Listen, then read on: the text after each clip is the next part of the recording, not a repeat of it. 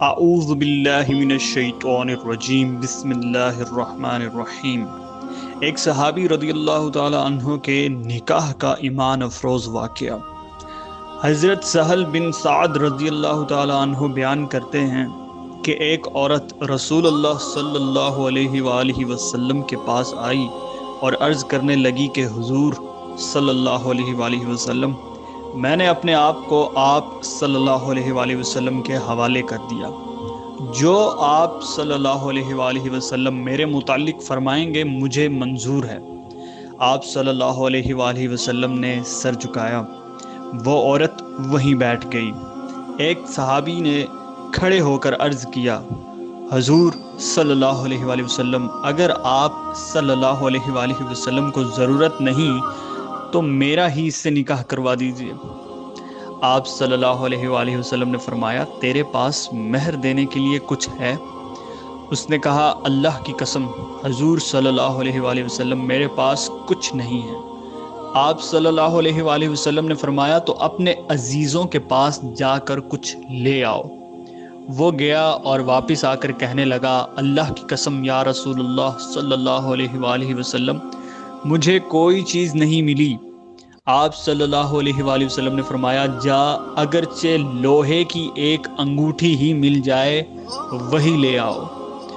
وہ گیا، پھر لوٹ کر آیا، کہنے لگا، اللہ کی قسم حضور صلی اللہ علیہ وآلہ وسلم، لوہے کی ایک انگوٹھی بھی نہیں ہے، البتہ میری یہ لنگی حاضر ہے، چادر نہیں تھی، آدھی لنگی اس کو دے دوں گا۔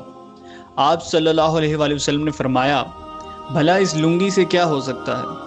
اگر تو پہننے لگا تو عورت پر کچھ نہیں رہے، اور اگر عورت لے گی تو تیرے پاس کچھ نہیں رہے گا۔ یہ سن کر وہ مسکین صحابی رضی اللہ تعالیٰ عنہ مایوس ہو کر بیٹھ گئے۔ بہت دیر تک بیٹھے رہے، پھر کچھ دیر کے بعد اٹھے اور چل دیے۔ آپ صلی اللہ علیہ وآلہ وسلم نے دیکھا کہ وہ پیٹھ موڑ کر چل دیے تو فرمایا، ان کو بلاؤ۔ وہ بلائے گئے۔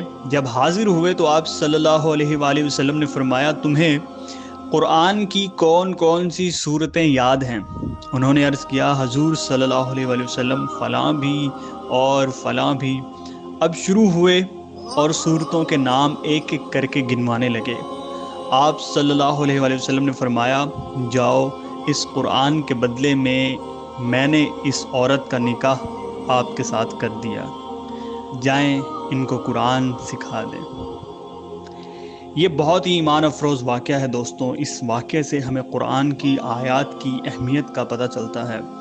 اپنی زندگی میں معمول بنائیں اور قرآن کی کچھ آیات، کچھ صورتیں ترجمے کے ساتھ اچھے سے سمجھ کر اور پڑھ کر ان پر عمل کرنے کی بھی کوشش کریں۔